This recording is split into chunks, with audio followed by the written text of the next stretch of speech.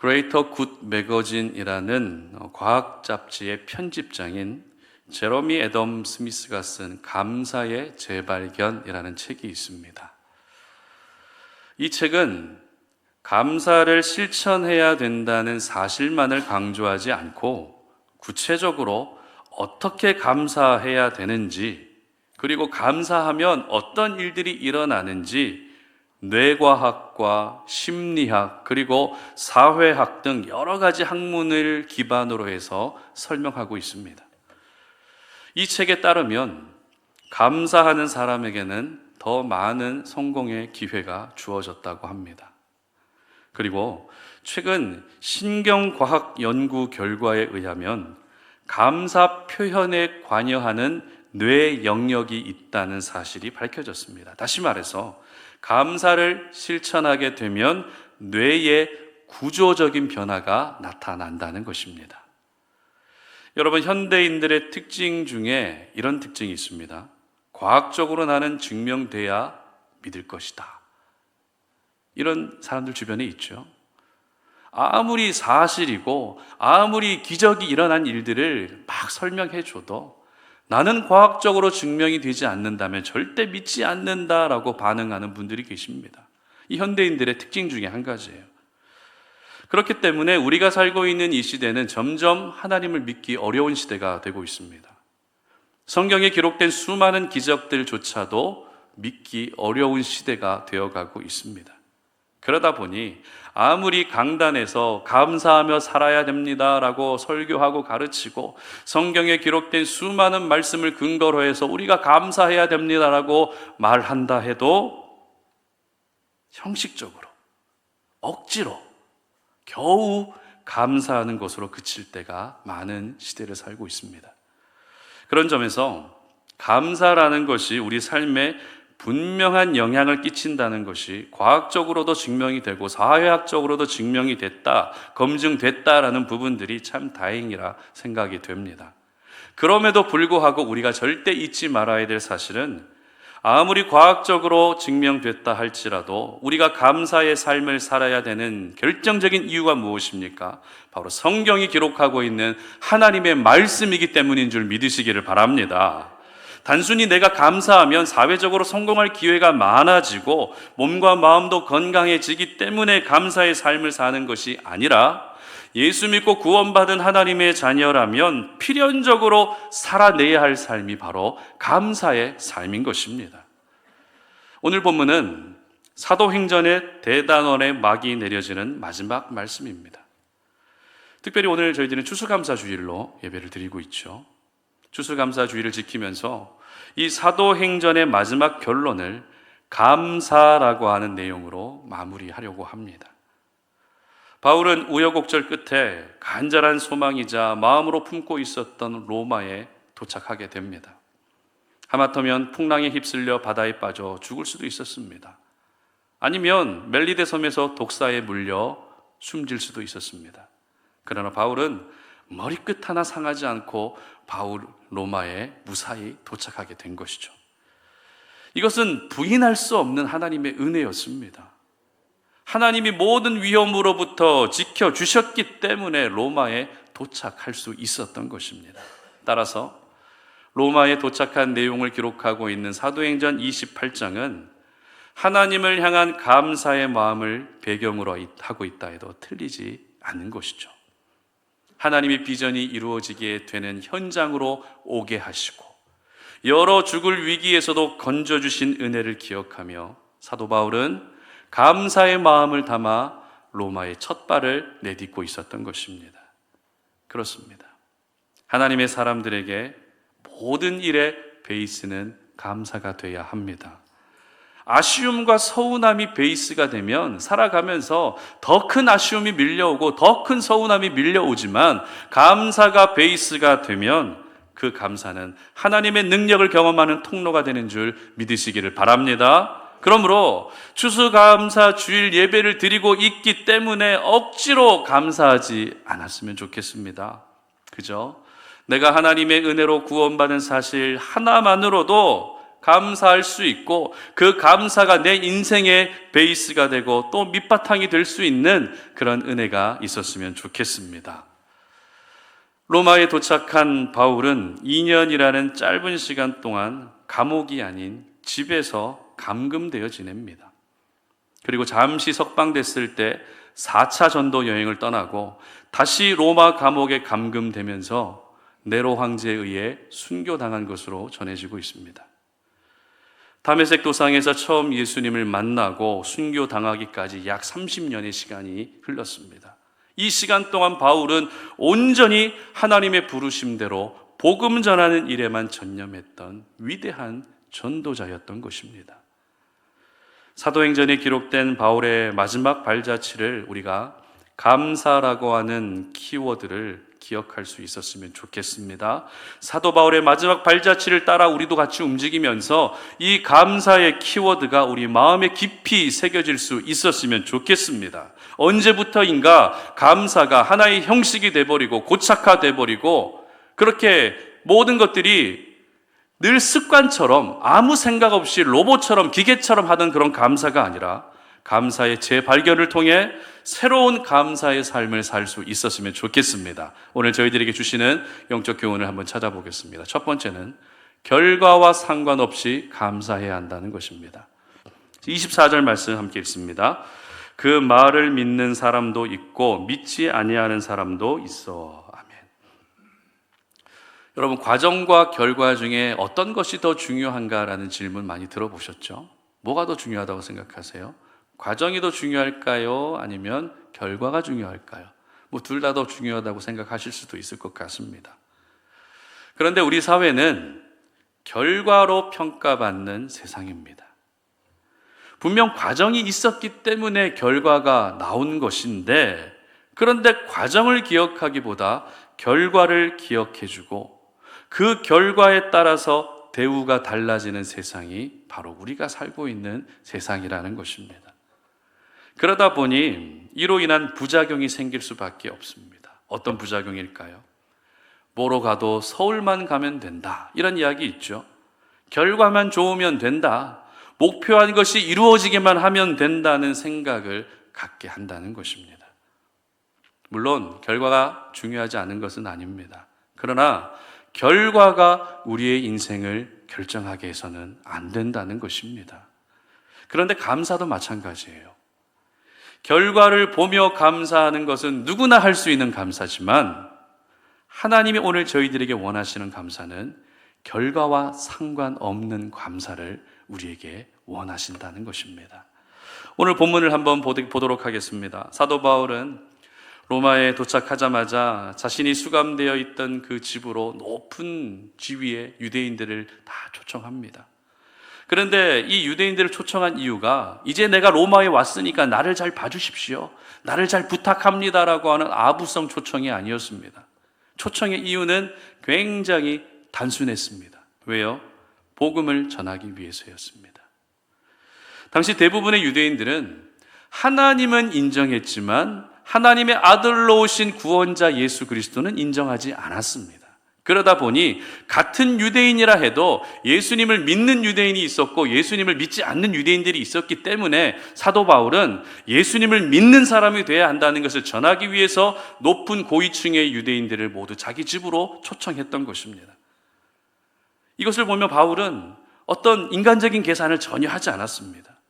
지금까지 자신이 살아왔던 그 습관, 거룩한 습관을 따라서 복음 전하는 일을 로마에 도착하자마자 집중하고 있었던 것입니다. 다행히 이 사람들과의 첫 만남은 너무나도 잘 끝났습니다. 첫 만남을 통해서 유대인들이 도대체 예수님이 누구야? 예수님이 도대체 어떤 일을 행하셨어? 예수님이 진짜 하나님의 아들이야? 라고 하는 여러 가지 호기심과 궁금증들이 생겨나기 시작했습니다. 그리고 이후의 일을 기록하고 있는 23절 말씀 함께 읽어보겠습니다. 시작. 그들이 날짜를 정하고 그가 유숙하는 집에 많이 오니 바울이 아침부터 저녁까지 강론하여 하나님의 나라를 증언하고 모세의 율법과 선지자의 말을 가지고 예수에 대하여 권하더라. 아멘. 이제는 날짜까지 정해놓고 사람들이 찾아올 정도로 지금 바울이 갇혀 있었던 집은 뭐가 됐습니까? 복음으로 인한 만남의 광장이 되고 있었던 것입니다. 얼마나 놀라운 일입니까? 지금 이 일이 일어나고 있는 곳은 이스라엘 땅이 아닙니다. 유대 땅이 아닙니다. 저 멀고 먼 로마 땅에서 복음을 듣기 위해 사람들이 몰려오고 있다는 이 모습, 얼마나 멋진 모습입니까?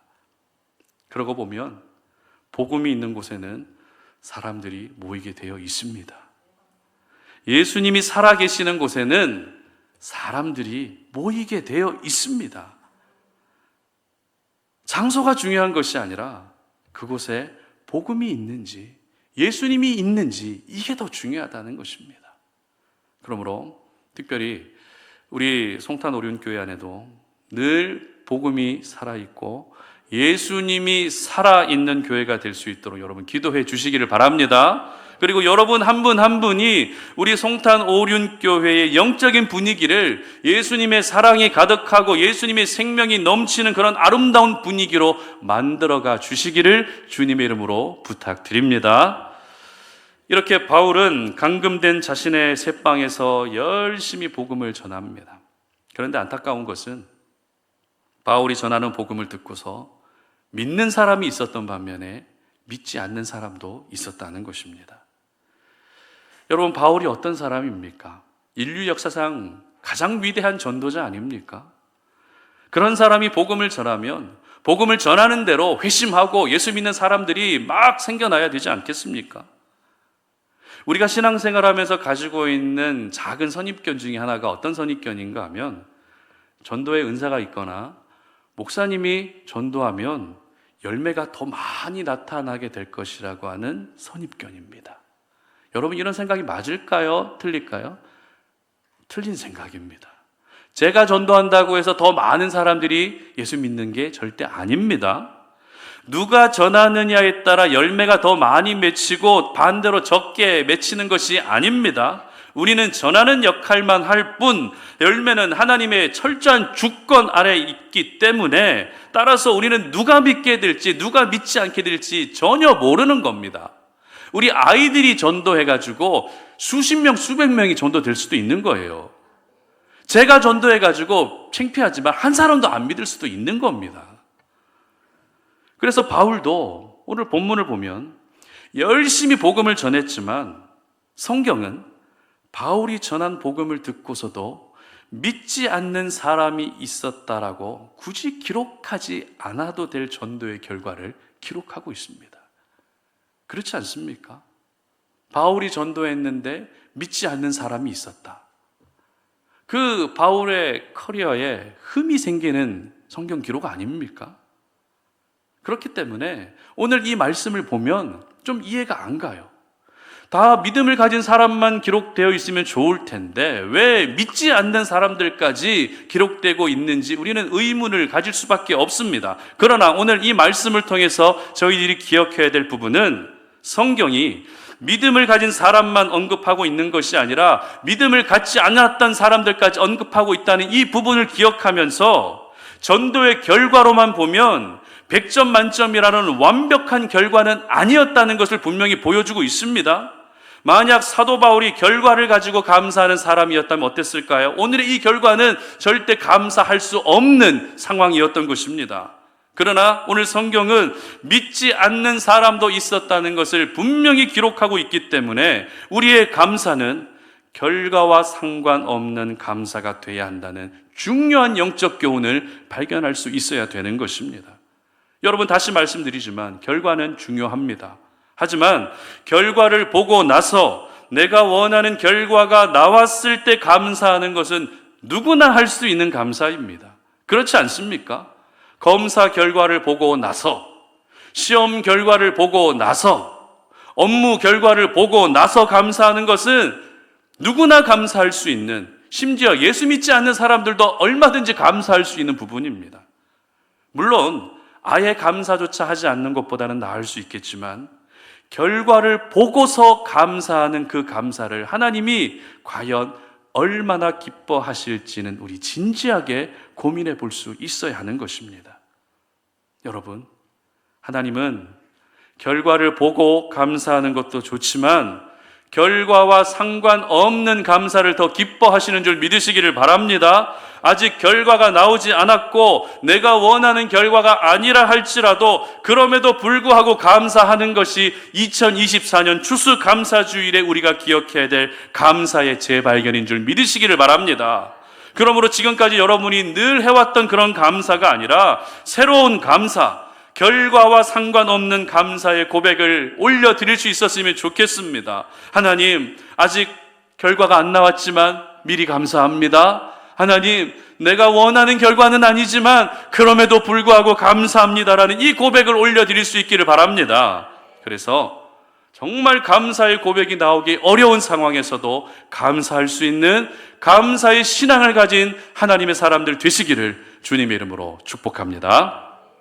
두 번째는 할 수 있다는 것을 감사해야 한다라는 것입니다. 31절 말씀 읽어보겠습니다. 시작. 하나님의 나라를 전파하며 주 예수 그리스도에 관한 모든 것을 담대하게 거침없이 가르치더라. 아멘. 미국 하버드 대학교에 가면 40가지 명언이 적혀 있다고 합니다. 하버드 대학교 나오신 분 계세요? 저도 안 나와봐서 잘 모르겠는데 한번 찾아봤습니다. 그 중에 몇 가지를 제가 소개해 드리겠습니다. 지금 잠을 자면 꿈을 꾸지만 지금 공부하면 꿈을 이룬다. 지금 흘린 침은 내일 흘릴 눈물이 된다. 죽어라 열심히 공부해도 죽지는 않는다. 눈이 감기는가? 그럼 미래를 향한 눈도 감긴다. 1시간 더 공부하면 남편 얼굴이 바뀐다.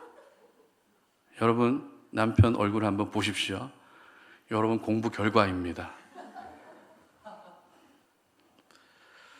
다른 내용들도 보게 되면 지금이라는 시간을 어떻게 보낼 것인가에 대해 초점이 맞추어진 명언들로 다 되어 있습니다.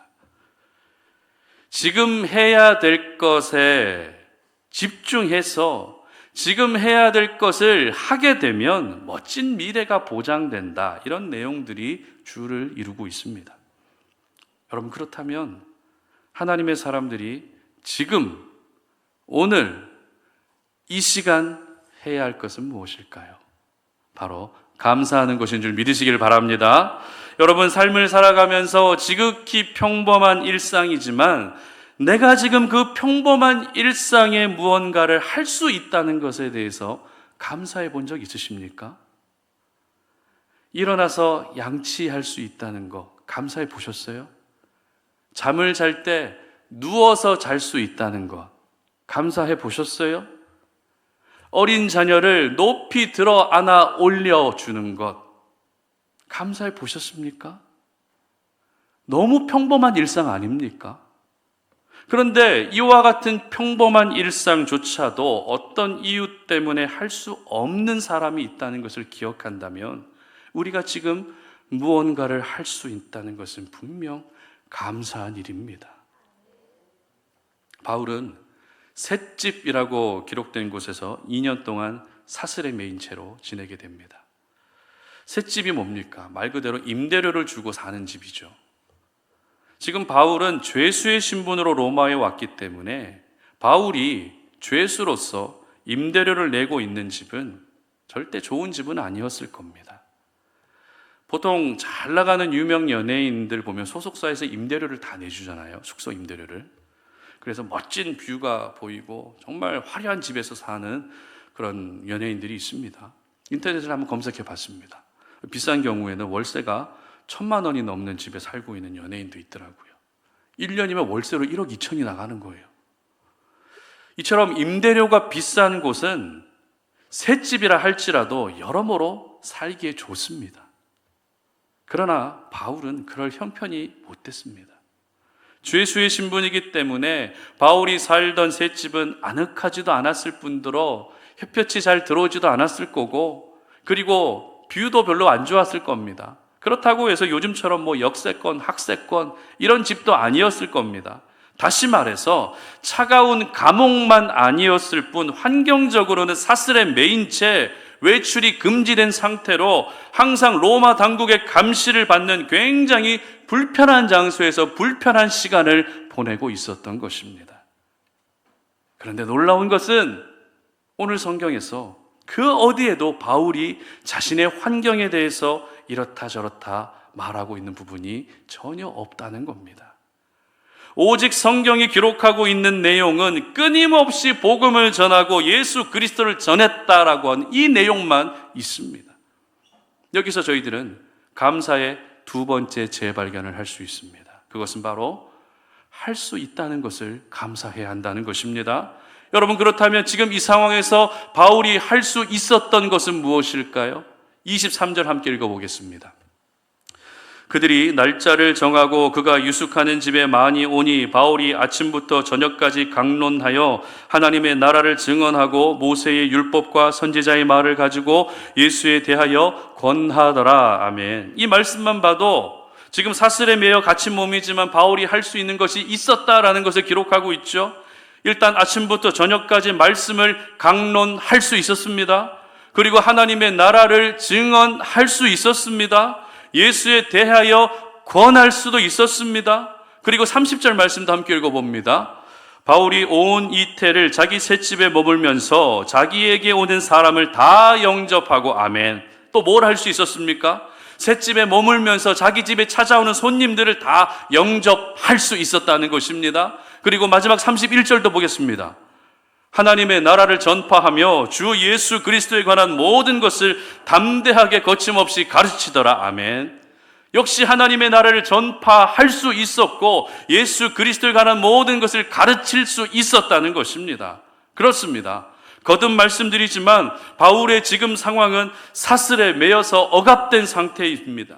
따라서 이 상태로는 할 수 있는 것이 없다라고 여겨질 수밖에 없습니다. 그러나 바울은 그런 중에서도 할 수 있는 것이 있었고 할 수 있는 것을 힘을 다해 감당하고 있었던 것입니다.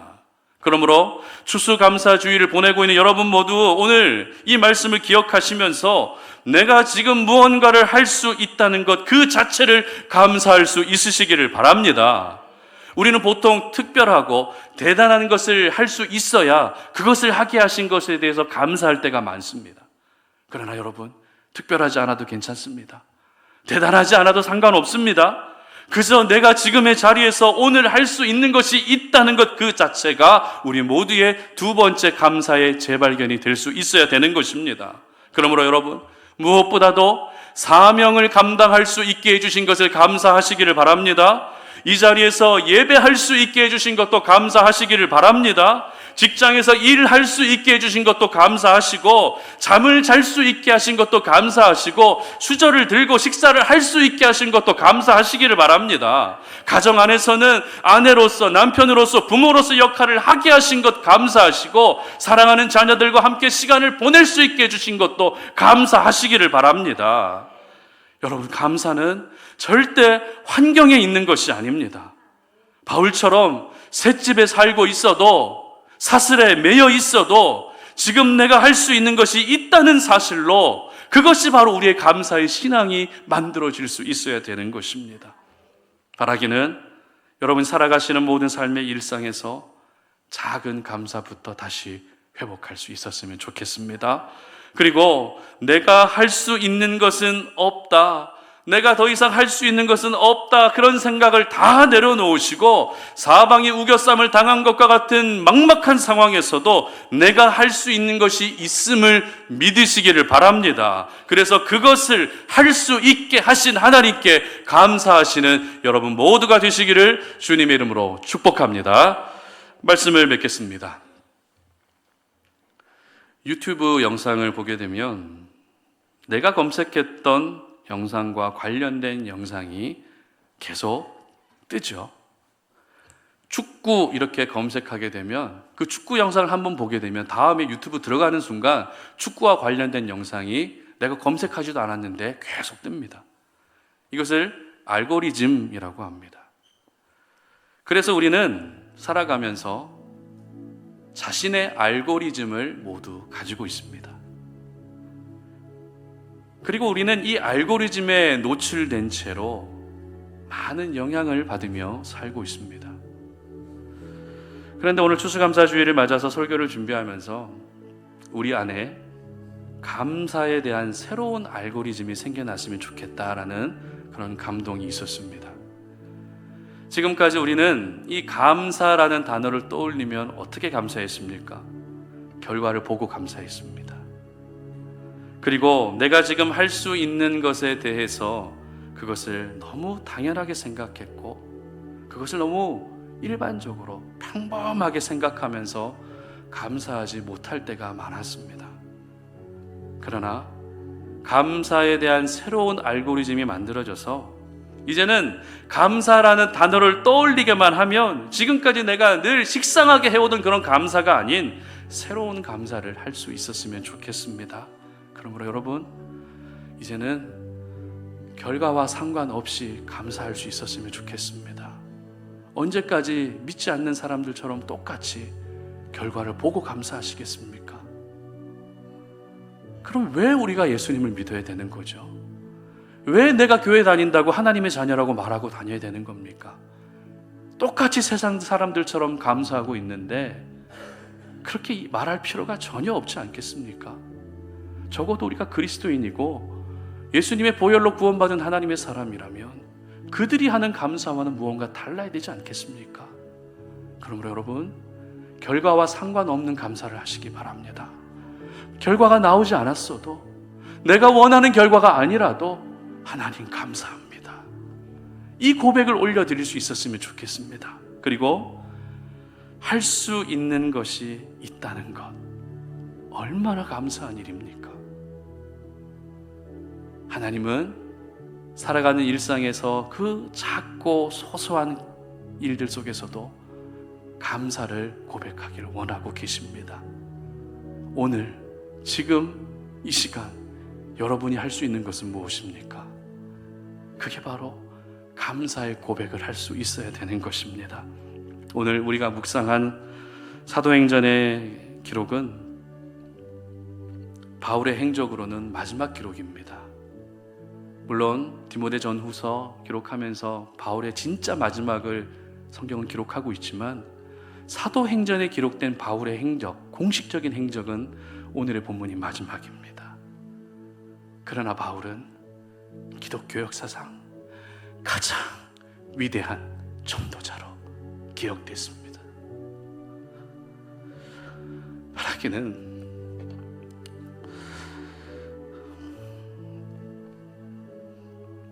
우리 송탄 노래의 모든 가족들도 이번 추수감사주일을 보내시면서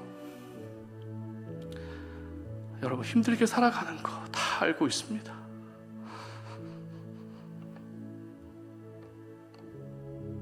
항상 입을 뒤집어 쓰고 울고 계신 것 다 알고 있습니다. 도저히 감사할 수 없는 상황이라는 것 저도 다 알고 있습니다. 그러나 여러분, 올해 2024년 추수감사주일을 보내며 감사의 재발견 한번 해보지 않으시겠습니까? 결과로 감사하지 마시고 결과와 상관없이 감사하시고, 그럼에도 불구하고 내가 지금 할 수 있다는 것을 감사할 수 있었으면 좋겠습니다. 이 감사가 여러분 한 분 한 분이 바로 하나님 나라에 영원히 기억되는 그런 은혜로 임하게 될 것입니다. 바라기는 우리 여러분 모두가 감사를 재발견하셔서 감사의 신앙을 통해 다시 한번 새롭게 거듭나는 은혜가 있으시기를 주님의 이름으로 축복합니다. 우리 시간에 에베네셀 하나님 함께 찬양하고 기도하는 시간 갖도록 하겠습니다.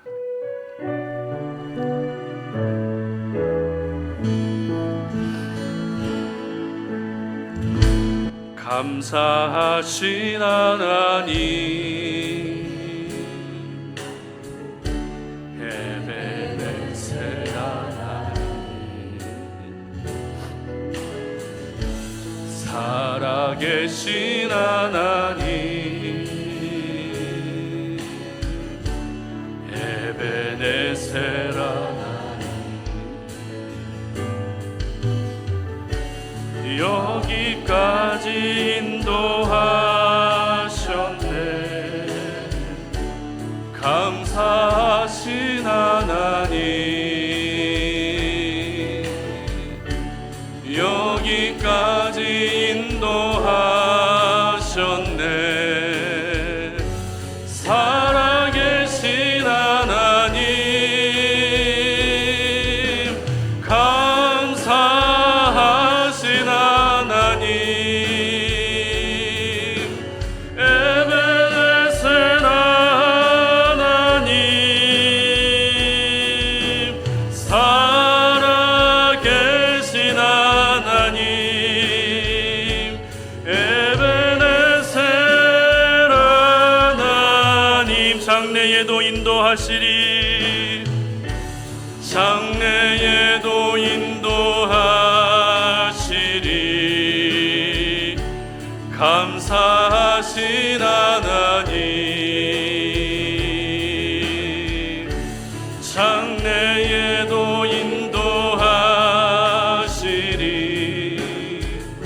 살아계신 하나님, 감사하신 하나님, 에베네셀 하나님, 살아계신 하나님, 에베네셀 하나. 감사하신 하나님, 감사하신 하나님, 에베네셀 하나님, 살아계신 하나님, 에베네셀. 우리 마지막으로 한 번 더 고백합니다. 감사하신 하나님, 감사하신 하나님, 에베네셀 하나님, 살아계신 하나님, 에베네셀 하나님. 아멘. 우리 시간에 함께 오늘 들었던 말씀 기억하시면서 기도하겠습니다. 오늘 우리가 추수감사주일 예배를 드리면서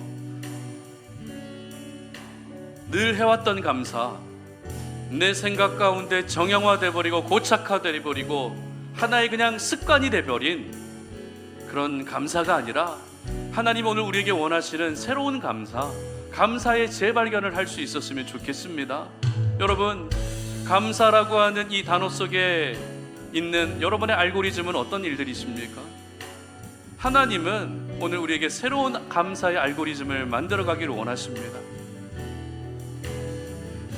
오늘 우리가 사도 바울의 마지막 사도행전의 그 기록을 보면서, 물론 본문에 감사라고 하는 단어는 그 어디에도 없습니다. 그러나 지금까지 우리가 사도행전 1장부터 28장까지 계속 살펴보면서 사도 바울의 인생을 우리는 너무나도 잘 알고 있습니다. 여러 죽을 위기를 넘기고 여러 대적자들 앞에서 그렇게 공격을 당하고 로마 당국의 권위자들 앞에서 신문을 받으며 그렇게 힘들게 살아가는 가운데서도 그들이 바울이 품고 있었던 로마에 결국 무사히 도착할 수 있게 하신 이 모든 것은 하나님의 은혜였고, 바울은 그 은혜를 기억하며 감사합니다라고 하는 그 마음을 담아서 로마의 첫 발을 내딛었다는 것, 이것은 우리가 깊이 생각해 보지 않아도 충분히 알 수 있는 내용입니다. 비록 감옥에 갇히고 사슬에 매인 채로 힘들게 살아간 바울이지만, 바울이 마지막까지 살았던 그 삶의 모습을 기억할 때 오늘 우리는 어떤 부분에 감사를 재발견해야 될지를 알게 됩니다. 바울이 복음을 전했는데도 불구하고 믿지 않는 수많은 사람들이 있었습니다. 무슨 말입니까? 전도 열매로 보게 되면 100점 만점에 50점밖에 안 된다는 소리입니다. 그러나 바울은 그 결과를 보고 하나님께 감사한 인생을 산 것이 아니라 결과와 상관없는 감사의 인생을 산 사람입니다. 그러면 여러분, 결과를 보고 나서 감사해야지, 내가 원하는 결과가 나왔을 때 감사해야지, 이런 생각 내려놓으십시오. 세상 사람들이 하는 감사와 똑같은 감사하지 마시고 결과와 상관없이 아무것도 이루어지지 않았어도 내가 원하는 결과가 아니라도 감사할 수 있었으면 좋겠습니다. 그리고 우리가 회복해야 될 감사, 두 번째 발견해야 될 재발견의 감사는 무엇입니까? 그럼에도 불구하고 할 수 있다는 것을 감사할 수 있어야 됩니다. 갇혀있고 매여있고 할 수 있는 것이 없다고 생각됐을지 모르지만 그 가운데서도 바울은 복음을 전했고 하나님의 나라를 전했고 자신에게 찾아오는 사람들 일일이 다 영접하며 그렇게 하나님의 나라를 확장시켜가는 일에 쓰임받았습니다.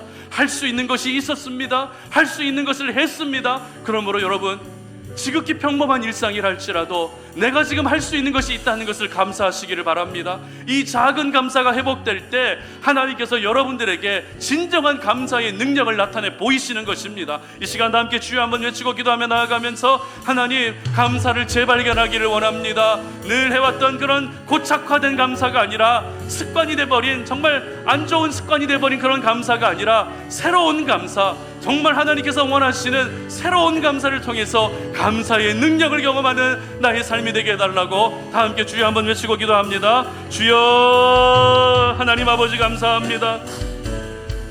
오늘 우리에게 주신 생명의 말씀을 기억하며 하나님, 우리 가운데 이 감사의 고백이 얼마나 하나님 정형화돼 버리고 고착화가 됐습니까? 아무 영혼 없이 습관적으로 감사를 하고 있는 우리의 모습, 오늘 이 시간 우리가 정말 추수감사주일 예배를 드리며 다시 한번 감사를 재발견하기를 원합니다. 감사에 대한 새로운 알고리즘이 만들어지기를 원합니다. 아버지 하나님이여, 결과와 상관없는 감사를 하게 하여 주시옵소서. 내가 원하는 결과가 나오지 않아도, 아직 결과가 나오지 않았다 할지라도 먼저 감사할 수 있는 믿음의 모습을 우리에게 허락하여 주시고, 내가 지금 할 수 있는 것이 있다는 것 그 자체로 감사할 수 있는 저희들 되기를 원합니다. 하나님, 그래서 이제는 새로운 감사를 하기를 원합니다. 감사에 대한 새로운 발견을 하기를 원합니다. 아버지 하나님이여, 그래서 우리 모든 사랑하는 지체들이 이 땅 가운데 살아가며 특별히 올해 이 추수감사주의를 보내면서 하나님이 기뻐하시는 감사로 영광을 올려드릴 수 있는 저희들이 될 수 있도록 도와주시옵소서.